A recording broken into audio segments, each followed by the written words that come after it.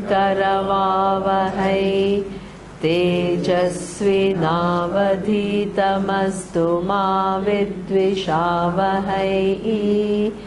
Om Shanti Shanti Shanti.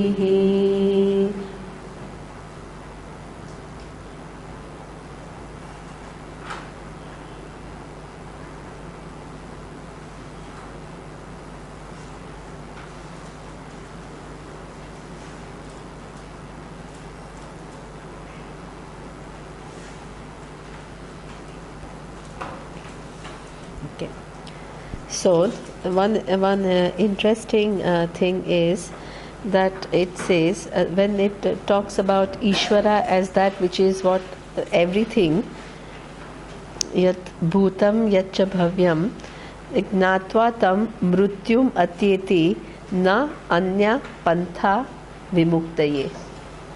Okay, that's a very, very important thing. He says there is no way you can understand Vedanta without understanding Ishvara. There is this whole, there is one system, there are some people who teach Vedanta and they only talk about what? The self. They don't talk about what? Ishvara. They will never get to the truth. Because knowing the truth means what? Be totally aligned to everything that is. If all that is here is Ishvara and you miss or you the presence of that Ishvara, so your knowledge is not complete. Okay? And the more importantly, right, that even the fact that you are connected to the teacher, is it only up to you? You go in the light, in the street, searching for a guru? You don't. Okay? That you are connected to some individual. And if that individual happens to have clarity, that is all what you need? You need grace. Because you have even not the capacity to figure out who's making sense and who's not making sense. You don't know. So that's why you go to anyone and everything makes sense. That's why people spend years with a very good heart, but in knowing something totally on a tangent. You need grace, and that means that you need to what? Because your understanding is what? So incomplete that you need to what? Ask for help. So many people who come here, they told me very specifically that they have been praying, they prayed for clarity.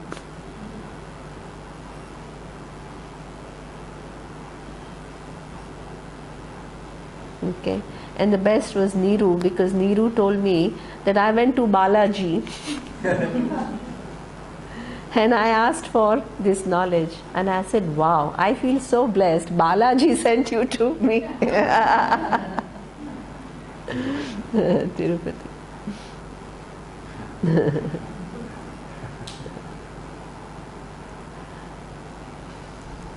Right? You need grace.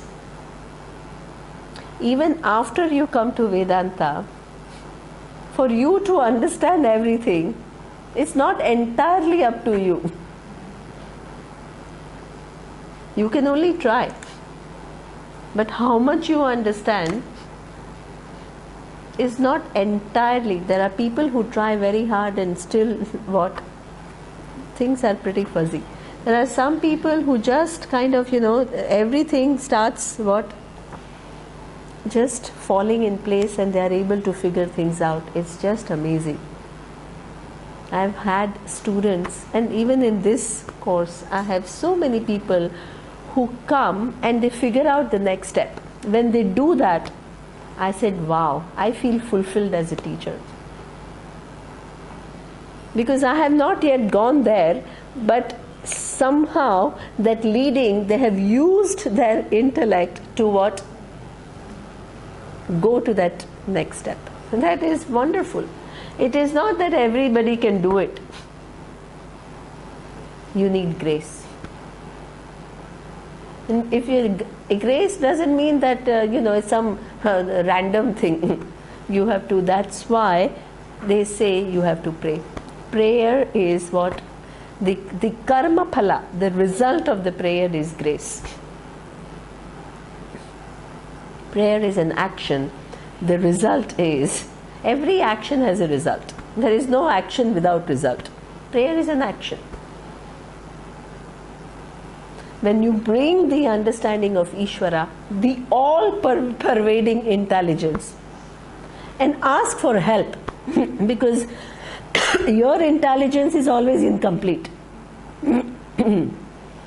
and get to the source, and everybody else's intelligence is equally incomplete. You go to the source, all knowledge,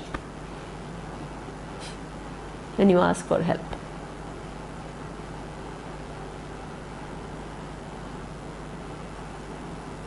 Okay, this is what we say, some adrishta phalam. Adrishta phalam means what? That you suddenly begin to see, oh my God, I'm understand, everything is becoming clear to me.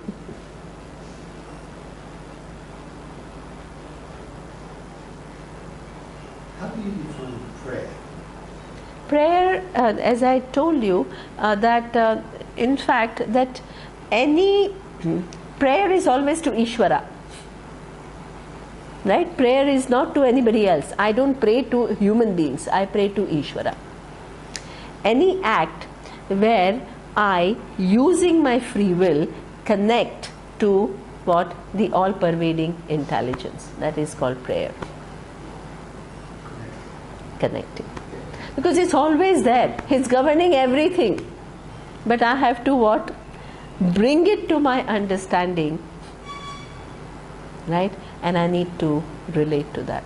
That's what I said. When I make a decision, there are always going to be unknown factors, because I can't possibly know everything. And nobody else also can know everything. The only source of real help is what? That all intelligence. That is what, as Namrata says, that the whole thing is potential. Everything is given as a potential. Through your action, what do? You collapse that potential. Right? So prayer itself can be what they say is vachika, kaika and manasa. Any vachika means you use your, yesterday you saw all the Vedic boys. They use what? This Vedic chants, vachika, to connect to that Ishvara. Kaika means any puja that you see is what? Bringing to your mind. It's not that Ishvara is in that murti. Nobody worships what? The murti. Murti becomes an aid for me to remind what? The all-pervasive presence of Ishvara. It's an aid. That is what we call kaika. Manasa is what? Through in your mind, you can think about Ishvara, not in any given form, but that intelligence which pervades all the forms, like how Surya does in meditation, prayer and all that, mentally. These are all prayers, and those prayers are going to prepare you for this knowledge, because it will bring you in alignment. So the definition of prayer can be meditating upon Ishvara with the three forms, vachika, Yes, it is, relating to Ishvara. Correct. Prayer is relating to Ishvara through different means. Kaika was through your limbs. right? Yeah. And then, as I told you, it's not just the act of prayer, as I told you in the previous class, it is what making your whole life prayerful. Prayerful means in every aspect you what? Evoke that given aspect of Ishvara. Would you call prayer to realize Ishvara at every moment? Wonderful. Then if it becomes 24/7, your whole life becomes prayerful. Because prayer is such a loaded word. Yes, unfortunately. It is, yes, things. exactly. So that's why it is not that, right? So that means if you are relating to Ishvara, in order to relate to Ishvara, you need to understand what is Ishvara. Right? So it will come to you in a sense. Sorry? It will come to you in a sense. What will come to you in a sense? And the prayer will come to you. It's not like we're praying for having something. You know, many people pray, oh God help me, that this and this. It's a different way. It's like you're invoking and then it comes to you. Yeah, so when you come to Vedanta, everybody has some vague idea, but once you listen to Vedanta, you need to incorporate this understanding in your being. Your life has to undergo change. This is what we call personal transformation. You can't just continue to live as before. Your understanding of Ishvara has to change fundamentally how you transact with the world, in the sense that, as I told you, in Mithya world you can't transgress laws of dharma. Just because it is Mithya doesn't mean that you do whatever you want. Okay, so therefore, when you are taking into account what dharma, and dharma not as some mechanical law, but as manifestation of Ishvara, because it is manifestation of Ishvara, you are in touch with Ishvara.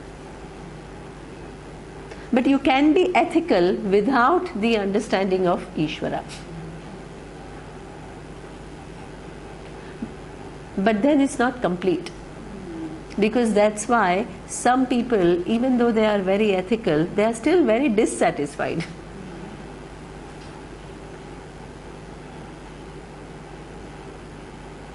They are constantly complaining about, the minute you are little ethical, and if you find somebody else not very ethical, you have this whole critical, derogatory attitude.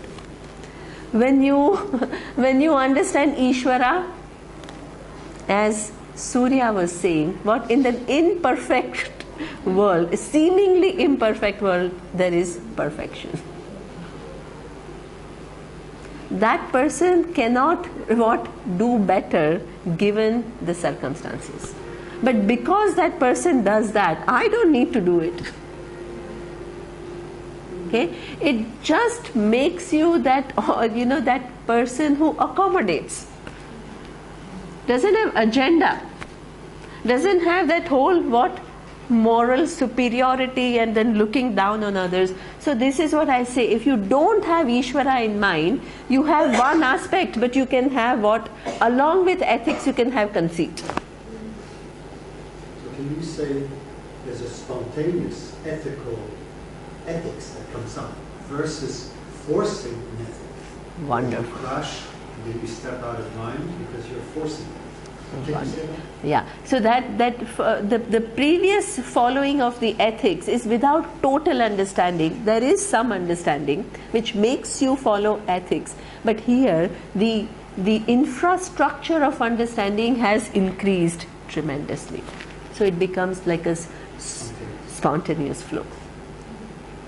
And not just because you do it, you don't expect everybody else to have the same sign. You can accommodate people, but if you can do something to help them to change, you do that if they want. Wonderful. That's why the running of the whole world you don't take on your shoulders. That is very important. Simply pray, shatters the ego. Yeah, yeah. You can't take on the running Yeah, of that is- running your own thing. Absolutely. Their minds in their own. Yeah. So therefore, the whole thing, otherwise every value we have can become a distortion. So I have seen, as I keep telling everyone, that if you don't have the total everything is happening within Ishvara. So within that you have to do your part, and at the same time can't over assume the responsibility. If you don't understand Ishvara, it will not happen. Okay, I'll give you an example. There were when I was at the UN, we met a lot of people from NGOs, right? So the people from NGOs are highly committed. They are very qualified, very smart, and somehow they feel that they have to work for a cause, and they don't want to just work for an entity which is just making business. Okay, so they come with a lot of commitment and they want to work, but along the way, so what they have good of people in mind, and they feel that they have sacrificed a lot to be in an NGO rather than being in a corporate world, which can probably give them a lot more money. Now, while in being NGO, if things don't happen their way, you can become frustrated. Right? So that means you have good intentions, you have given up a lot of things to be here, and at the same time you can have what? Frustration. Sorry? You see that a lot. Right? But if you understood Ishvara, how would that change, Namrata?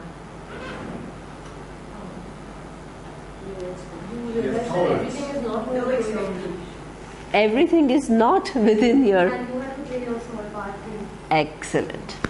Right? Everything is not in your control, but that also doesn't make you somebody who's just inactive. You have to play your part. When you do that, then what? And you keep on engaging creatively and all that. So And also that you cannot impose what your idea is of a solution onto somebody else. someone, because that solution might not fit. Exactly. As what you said earlier about, I forgot the word, the charity that is to do with the other person, what they need. They What need. would you think They need. Yeah, exactly.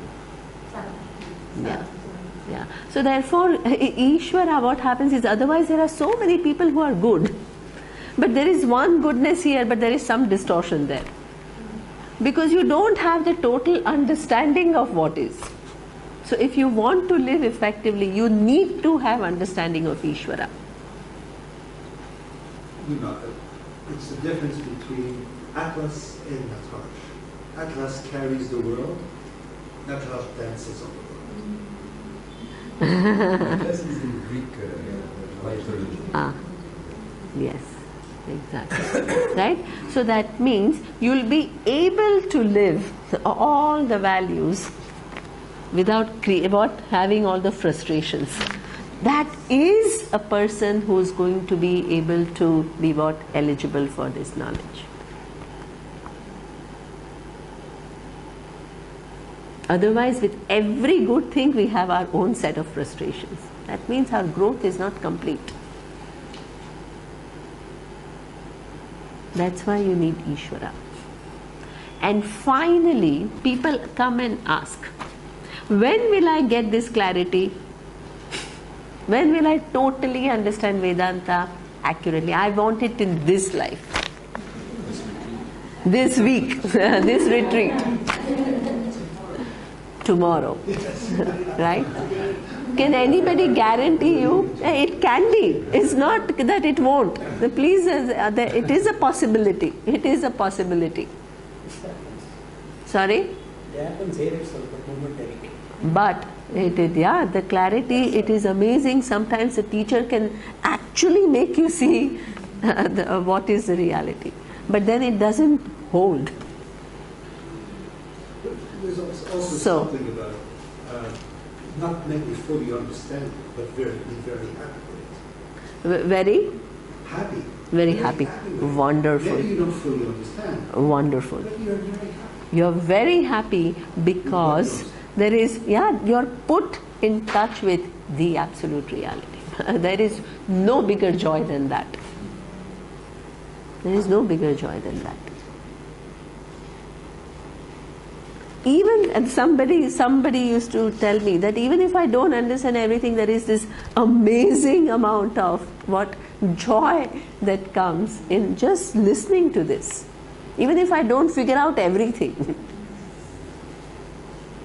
There's alignment somewhere.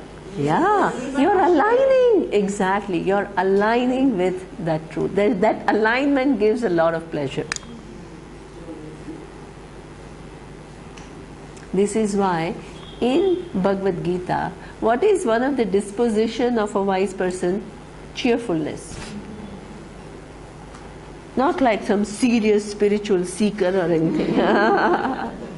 Cheerfulness comes. Lightness comes. But lightness doesn't mean frivolous.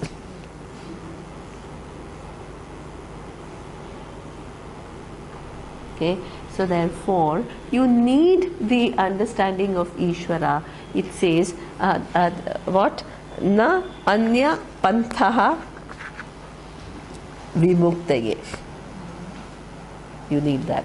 So that means when who understands, when that veil is lifted, so that you can have total clarity. Until then, what? It is partial clarity. Some veils are lifted, then some, but it's not totally clear. Okay, so therefore it says what that whole process of giving up, shedding your ignorance, requires grace of Ishvara. Ultimately, when it will be totally lifted, is it in your hand? It's not in your hand. This is why when we went to Kumbakonam, the priest, I don't know what the priest knows,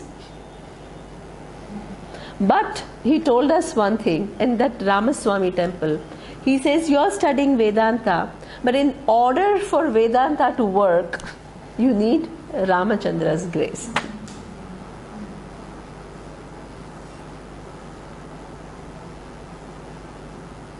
Because it's not in your hand.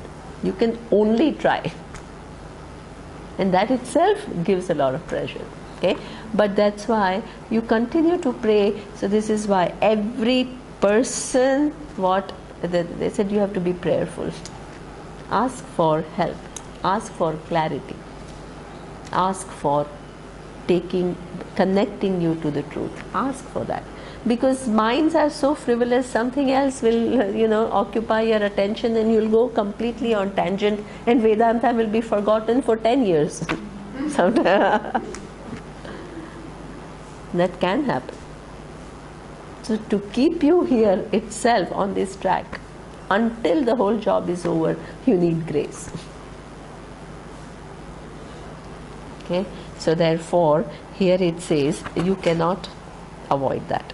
Now, the thing is, the next verse is the one which leads to the final culmination of what? Understanding of Vedanta. Sarva bhutastham atmanam sarva bhutani cha atmani sampashyan brahma paramam yati na anyena hetuna. Now, from the whole Ishvara, which is what? Sarvajnaha Sarvashaktiman. What is Sarvajna? All knowledge. And Sarvashakti means all power. Okay? Which keeps on shifting from manifest and unmanifest. But even within the manifest creation, it is continuously shifting from manifest to unmanifest. A moment was unmanifest, now it is manifest. It's not just what the cycles. While the manifestation is there, there is a constant shift between manifest and unmanifest, a constant flux. Okay. Now, what is the relationship between what Satyam, Jnanam, Anantam, Brahma and this Sarvajnaha, Sarva Shaktiman Ishvara? You need to solve that. Without this, the understanding is not complete. The equation is not complete. So as Namrata said, there are two all-pervading realities. What? One is, we saw consciousness pervades everything, everything resolves in consciousness. It is limitless. And then you have this intelligence which is pervading everything. And it is every form, and it is the laws which govern the form through cycles of creation, manifestation and unmanifestation. What is the relationship between that all knowledge and all power and Chit, awareness?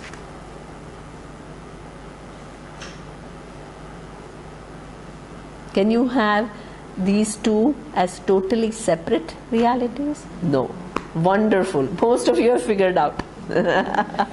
You can't have two separate things. So they what? Resolve into one. How? How? That's a good question. That's $1 million question, right? So they resolve. Again, you bring back this Satya Mithya relationship.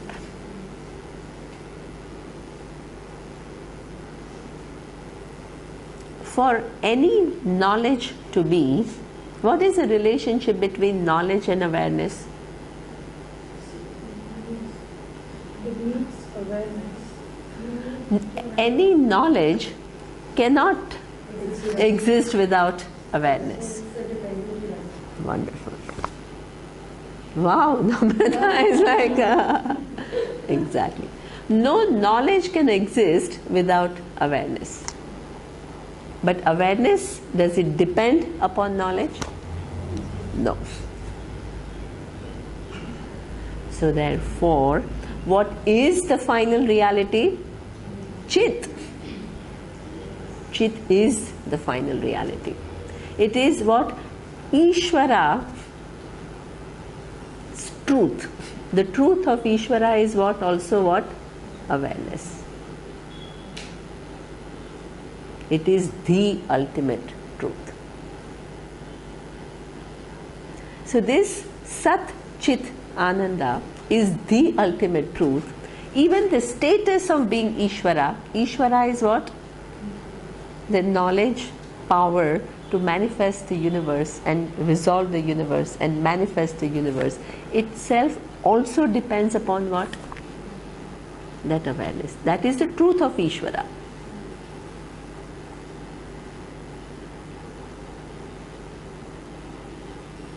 Ishvara is not confused. Ishvara knows. All knowledge means that there is no confusion. This is why Ishvara can, on one hand, talk with the standpoint of what? This all knowledge, and sometimes what? As its Swarupa. Swarupa means what is the reality of Ishvara. This whole body of knowledge also comes from where? Ishvara. Because Ishvara is not confused about this reality. The whole body of knowledge comes from Ishvara. Okay? So therefore, this Ishvara, there is one aspect, so that means one reality which is Satyam, Jnanam, Anantam, Brahma. From the standpoint of what? Its capacity to the all knowledge and all power which is able to manifest the universe, you give it a name called what? Ishvara. One reality.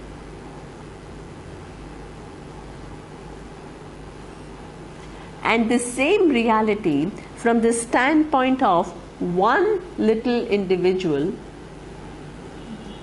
with one's mind thinking I'm only this person is called what? Jiva. What does Vedanta do? It leads you to Jiva Ishvara Abheda.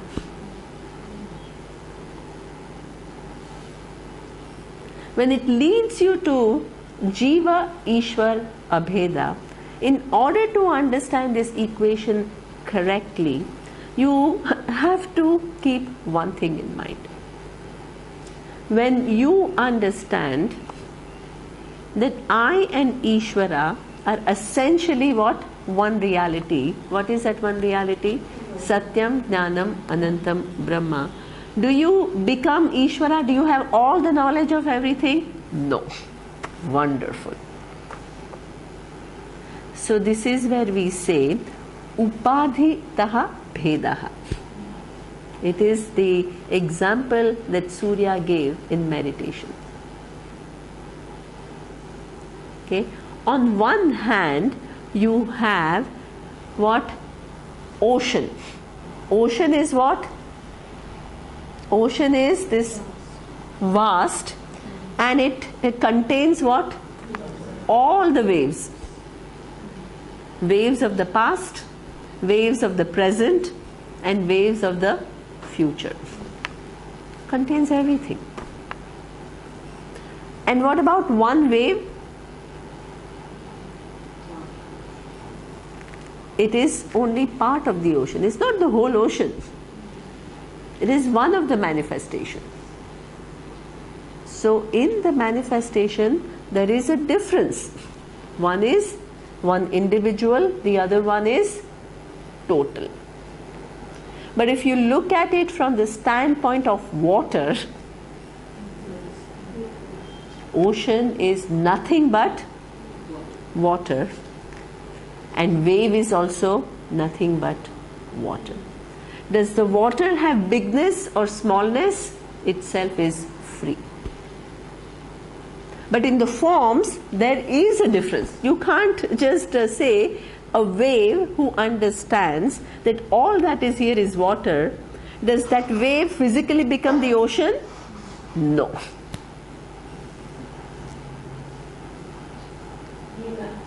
For instance, we can see that the waves and the ocean are in a sense one, even if they manifest, if the wave manifests in its way. But as soon as you put the word wave on it, then it becomes separate. There is a feeling of separateness, Yeah. so which is not true, That's it. right? So that's the thing. And how comes that about? So this is what I said, Avarana Shakti. Avarana Shakti means even though it's one, it seems to be what? A separate thing. That is the Maya Shakti. And language, right? Also, as a tendency. See, because language needs, there is a difference between ocean and wave. You can't say it's one. No. What is the difference? One is only one little form, the other one is what? The totality of all forms. You can't. So this is why when you do the equation, if you resolve it at a wrong point, you will get into a big problem. You will start thinking, I'm Ishvara. If you are Ishvara, I will say, yeah, bring the sun here. You can't. He's right here. Right? So therefore, there is very, very important, right? It says, there is a whole technical thing. Vachyarthe bhedaha, lakshyarthe abhedaha. when you use this tat tvam asi is an equation. Tat refers to Ishvara, tvam refers to you, and asi is what? You are. Not that you will be, you do this. No, you are that. Okay. Now, tvam, when you start Vedanta, what is the direct meaning of the word tvam? You, I. This body, this mind. So the inquiry starts from that vachyartha. Vachyartha is the direct meaning.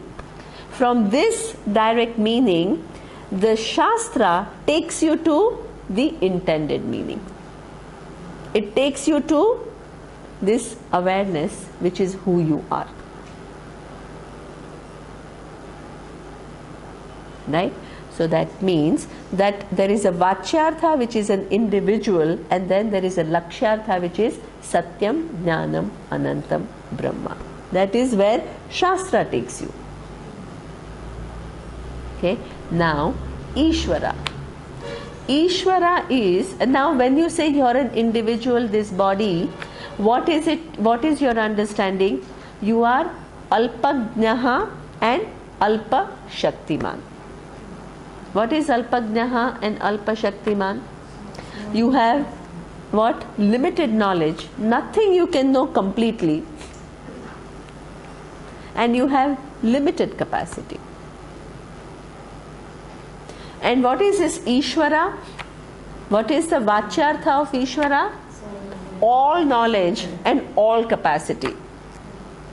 So that means in the Vachyartha there is Bheda.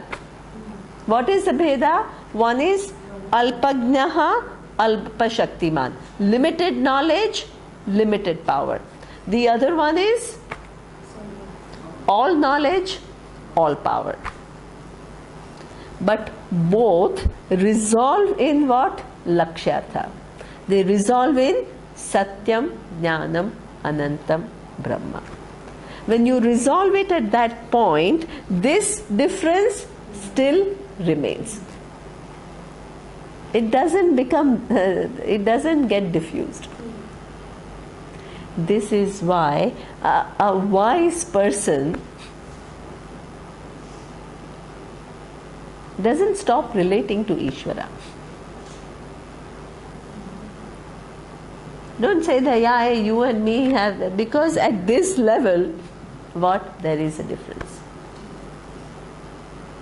And that's why you can actually take so much pleasure in this creation. You can sing glories of Ishvara.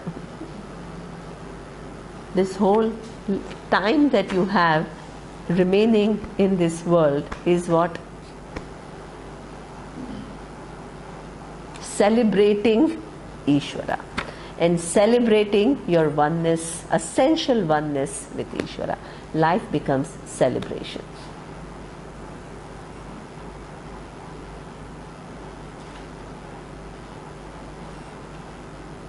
So this is what we call the right point of resolution of equation. It is like if I say 3 plus 2 is equal to 6 minus 1, where is the point of resolution of this equation? 5. If I say 3 plus 2 is equal to 6 minus 1, then I will say therefore 3 is equal to 6, plus is equal to minus, 2 is equal to 1. What will I do? A huge error. So the point of resolution, you have to understand where it resolves and where there is a difference. If you don't understand, there is a mix-up. You are never going to become what as you are right now. You are never going to become what? The creator of time. The man, no.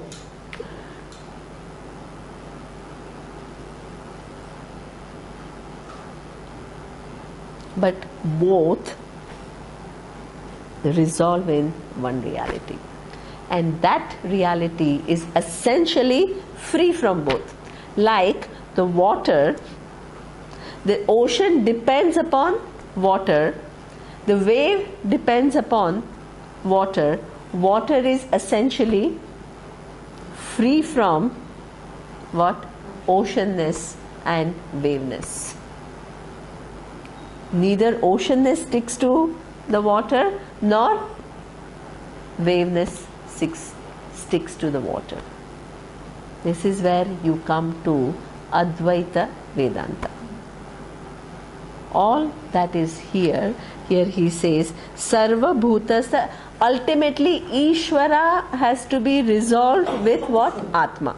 Everything resolves in what? Atma. Atma is Sat, not your little Atma that you think you are. It resolves in Satyam, Jnanam, Anantam, Brahma. Okay, so here he says, Sarva Bhutastham Atmanam, Sarva Bhutani Cha Atmani. So here it says that clearly seeing what? That one's own self in all beings. So that means that there are what we call two upadhis. What are the upadhis? There are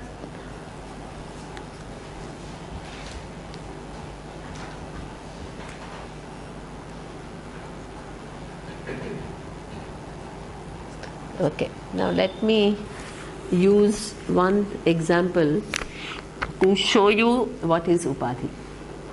Okay, upadhi, and there is one methodology which is used by Shastra to make you see that how one reality without undergoing any change appears on one hand as Ishvara and on the other hand as what? Many different jivas. Okay? So upadhi is defined as that which lends what? Its attributes to something else as though lends its attribute to something else. And upahita is that which as though takes on the attribute of something which it is free from.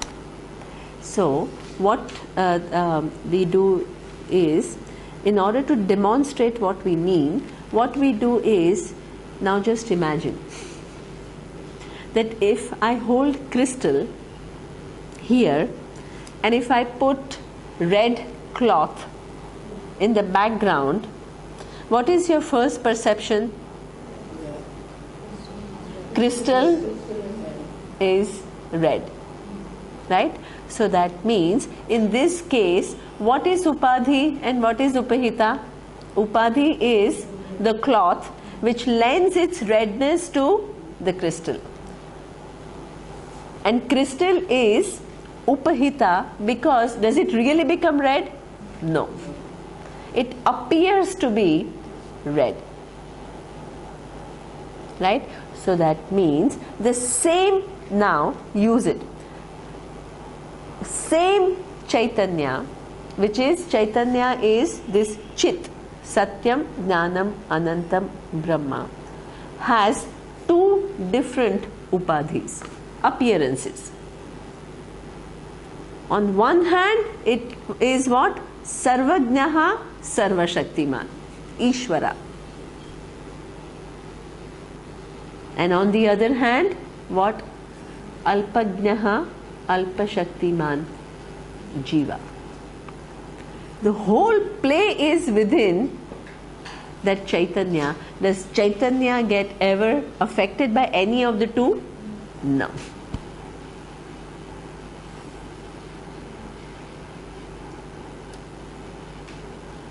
Right? So therefore, this Chaitanya is completely free from attributes. Yesterday, Gabi asked a very good question, because this I will come to that because it's a very important question she asked.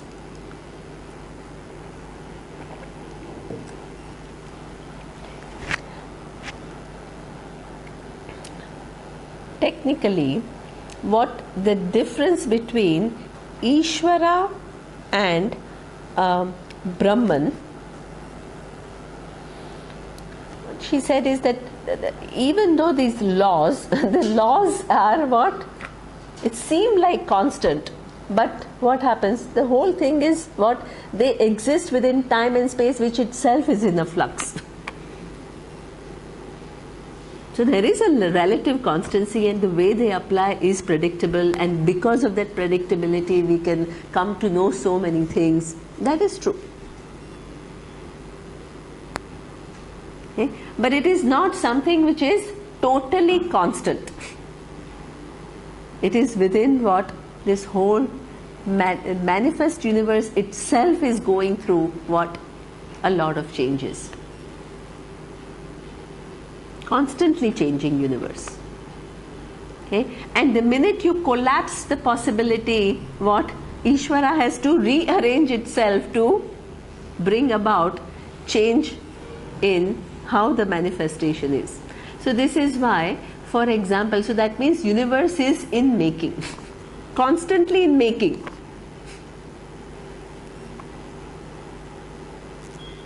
Okay? So when there is a documentary of Al Gore, and he was talking about the present day, the state of the environment, and he tells you all the different causes why it has what? Deteriorated to this extent. Then he says that what about future? It depends on what? How we act. So all the possibilities of what? How all the possibilities are within Ishvara. The capacity to collapse the possibilities are also within Ishvara. When you collapse those possibilities, corresponding result is given, is also within Ishvara.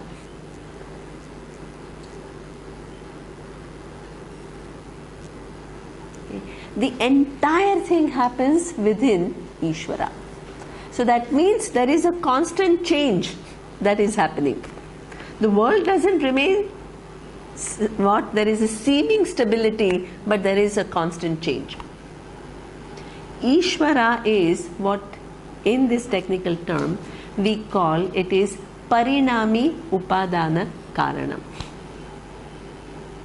What is Parinami Upadana Karanam? It's constantly changing while it is manifest, and also from what? Manifest to unmanifest.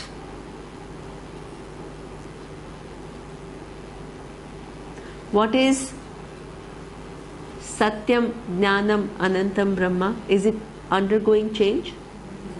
No. It is Vivarta Upadana Karanam. It does not undergo any change. Ishvara is all in flux. Manifest, unmanifest. Within manifestation also, manifest, unmanifest.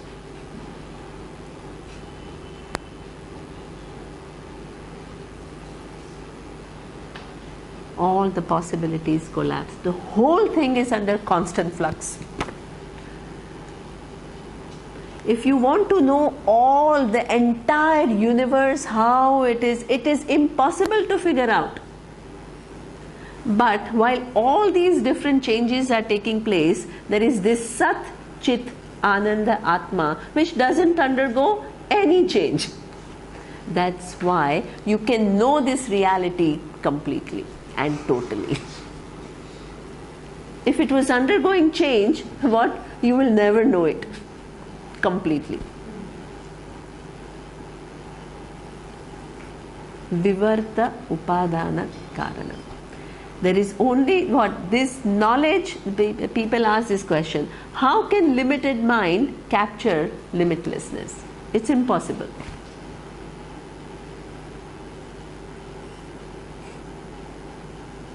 It can. It can because what? It can figure out not by itself, but what? Through an external means of knowledge. which makes you see this unchanging reality. If the reality was changing, you will never know it. But that unchanging reality is intact. And that is you. It's not something else.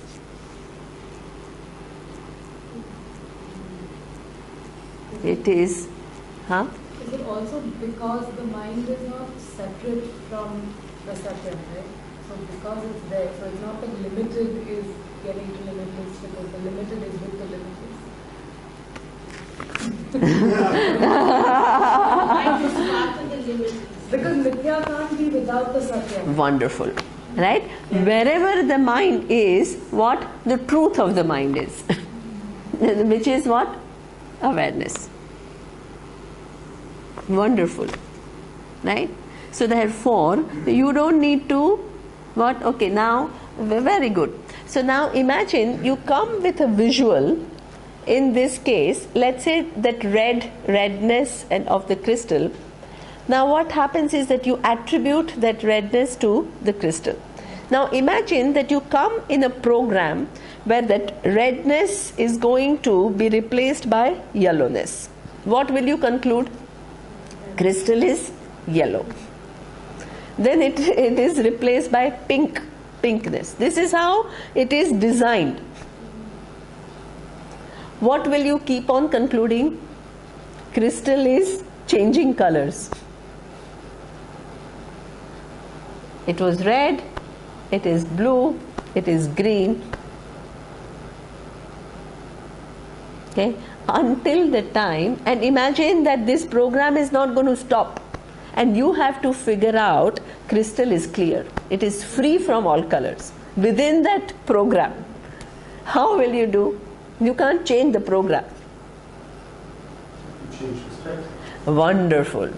You just need to re-inquire. There is a method of re-inquiring where if the teacher has understood that the crystal is clear, how will the teacher transfer that understanding in your head? There is a method. What is the method? You will say, if the crystal is what? Essentially red, it can't give up redness. If the crystal is essentially yellow, it can't give up yellowness. If the crystal is essentially blue, it can't give up blueness. All these are variable. They don't what? They give an appearance for the crystal to be taking colors. So with that program, what I can figure out, crystal is actually free.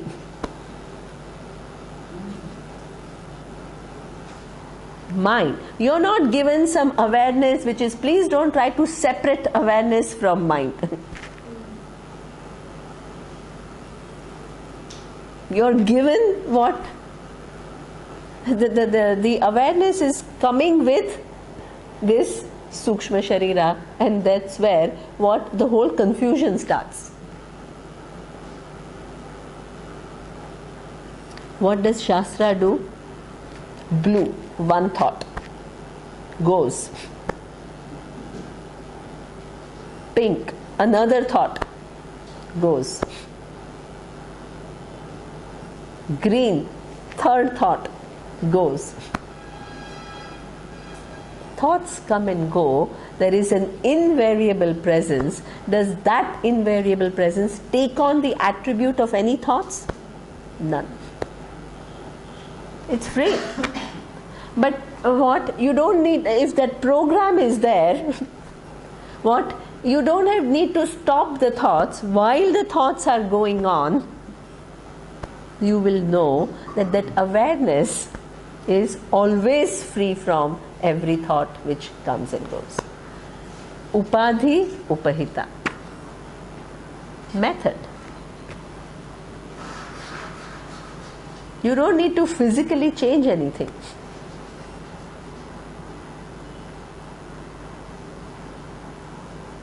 right?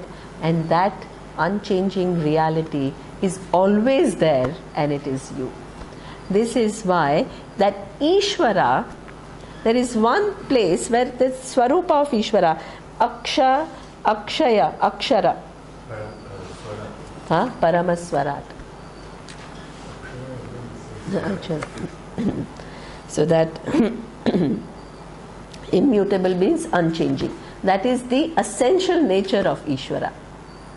Ishvara is also what? Satyam, Jnanam, Anantam, Brahma. While all these things are taking place, what? The essential nature of Ishvara is what?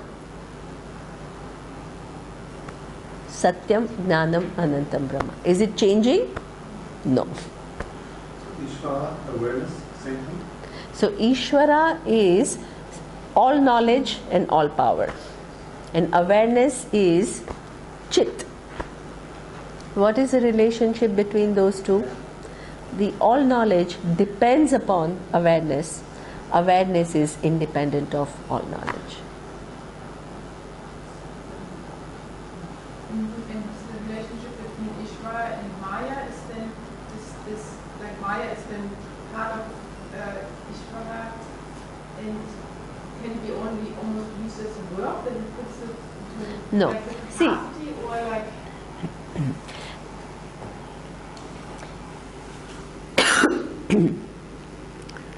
Ishvara is what? Sarvajnaha Sarvashaktiman.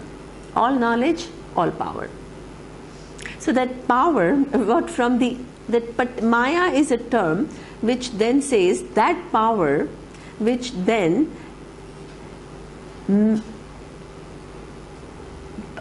power to manifest the universe. Okay, so that is what we call Maya. From unmanifest to bring it to manifestation. That is what we call Maya. And the manifestation, as I said, when it comes into manifestation, this is what we call Vikshepa Shakti. And along with that manifestation, there is Avarana Shakti. So each form which is manifesting doesn't know that reality. Can you call Maya a catalyst?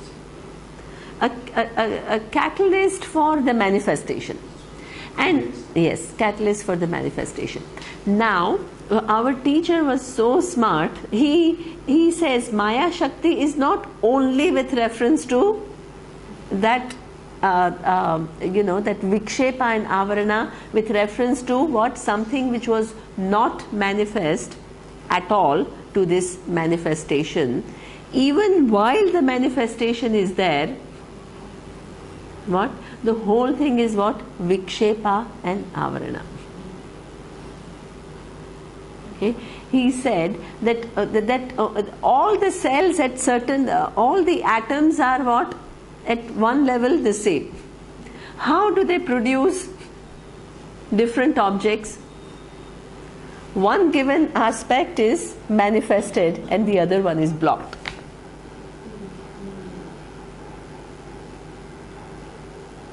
Blockage and manifestation. This is how you come to infinite permutations and combination from what? Just particles.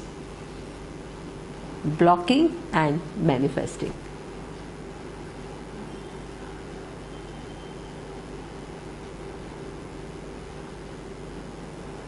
One aspect comes into being and the other one gets blocked.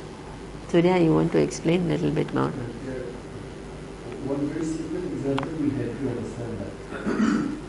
We were speaking of the stem cells. So stem cells means that potentially a stem cell can become a liver cell or a cardiac cell or a brain cell. Everything it can become. In this DNA, it has all this potential. So then you can say, why does a stem cell becomes a cardiac cell? Vikshepa, Shakti, which is there, implies necessarily blocking all the other possibilities. For the stem cell to become a cardiac cell, you have to block all the potentiality which were there, which were making it able to become also that we want to be able. So there is Āśvalāyana. You see that? So There is now, blocking of. So let's shift now at another level. This is just to make you understand this vikshepa and block. Okay? Projection and block. Now let's take at the entire universe level. So imagine that you have this infinite knowledge. I mean, infinite and the word infinite is not enough. Because as you have seen, it's not just this universe which is immense, but all the universes. And not only all the manifest, but also all this which is unmanifest. Now, you understand that if you have to manifest one particular universe, how much you're blocking? You necessarily, if you want to manifest something, you have to block everything because you cannot manifest everything at once. You understand that? The logic? It's the same thing, like the stem cells. So here, for this human being to come, you will block many things with this amazing Shakti of Ishvara. Okay? For galaxy to come, also we block so many other things. Basically, it's all knowledge. And this all knowledge is manifest in so many things. But in one possibility, when you collapse, you are blocking all the others. Right? So this is what is interesting. Swamiji had this brilliant insight. He was saying, Āśvalāyana Shakti, we can take it at the individual level, which means this, we are not aware of the reality. So this is at the individual level, this ignorance level. But we can take it also at Ishvara level and this Maya Shakti level, which is Vikshepa and Āśvalāyana, in the sense of this combination of projecting and blocking for this projection to come. Okay? You can take it at both levels. Got it?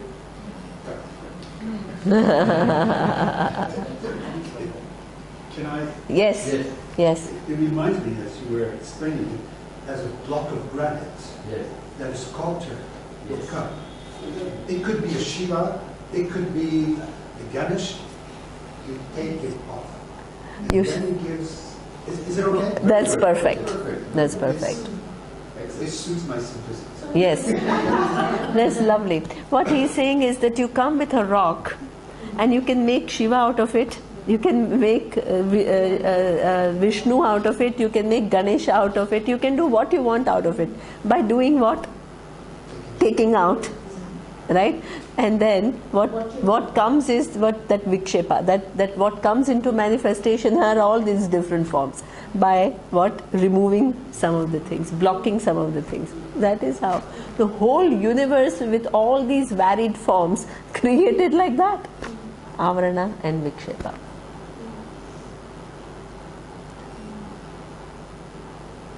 Ultimately, these are also atoms and particles, and this is also atoms and particles. Why this becomes this and this becomes a body? Avarana and vikshepa. Same material, but rearranged. Some things are blocked and some things manifest. The interesting part of this is that it's complete. It's complete. And it's a question of taking it out, not of adding. Yes, exactly. So that means. They're limitless. Yeah, Yeah. yeah. Why no two people are the same? Yeah, why no two people are the same? Exactly. All manifesting and blocking something. So therefore, this whole, the Maya Shakti itself is not only with reference to, even right now, the whole thing is what? For right now, the next moment which is supposed to come is blocked. But then it will get released. And in the trees of all the possibilities, some trees are blocked, and then one will become the present. Can also this example of electricity, telecom, it was always there. Yes. This universe. Yes. Why did telecom get discovered now, electricity get, so it was always there as a unmanifest. And then somewhere, some person was aligned and this right? Yeah, so that means that when you remove ignorance, you can bring about so many discoveries, right? Yeah. So many are still gone. So, Yeah. and so many discoveries will further change our lives, right? So therefore, there is this whole thing is what? That, huh? Maya Kalpita. Yeah, Maya Kalpita. Jagat. The whole universe is what? This Shakti of Ishvara. Maya Kalpita. Jagat. Kalpita means, yeah. Okay, so therefore, all that is here is Atma. Satyam, Jnanam, Anantam, Brahma. Seen from one standpoint, which is what? Jagat Karanam. The cause of the universe is what? Ishvara. Then on the other point, this little individual, Jiva. Jiva, Ishvara apparently are different. But what?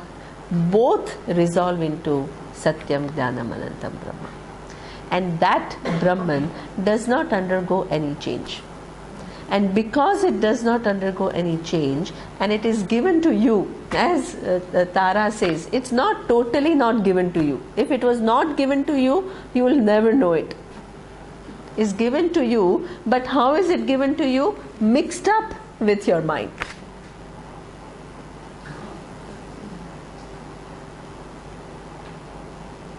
What does Shastra do?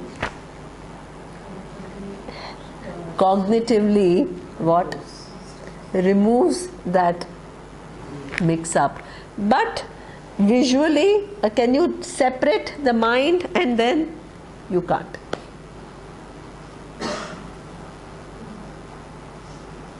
That's why we say Vedanta is a cognitive pursuit. Don't expect some change, some detachment.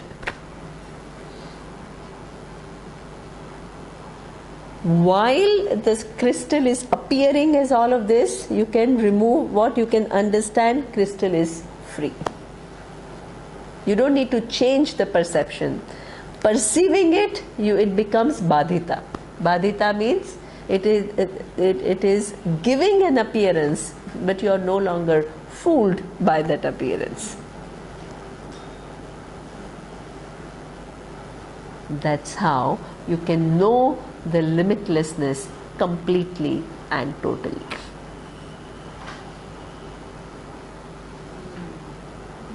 Using the right pramana and the right teacher. Okay, so therefore this is now, so that means ultimately everything comes back to Atma, and he says Sampashyan, this Atma is Brahman, and Ishvara also resolves in Brahman param yati na anyena hetuna. Okay, to gain the highest, which is moksha, there is no other way to do what? Inquire into the nature of I, inquire into the nature of the universe, inquire into the nature of the cause of the universe, and what? Collapse everything into one unchanging reality.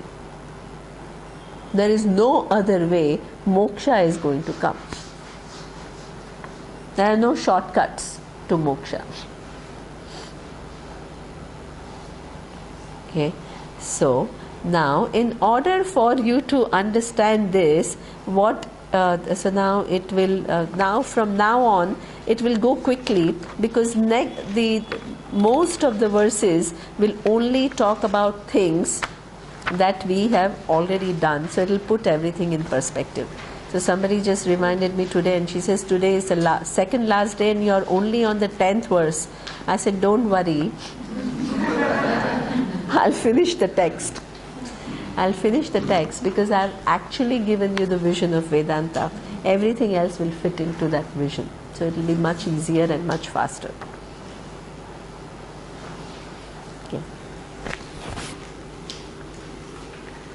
Om Purnamadah Purnamidam Purnat Purnamudachyate Purnasya Purnamadaya Purnamevavashishyate. Om Shanti Shanti Shanti. Om Shri Guru Pyo Namaha. Hari Om.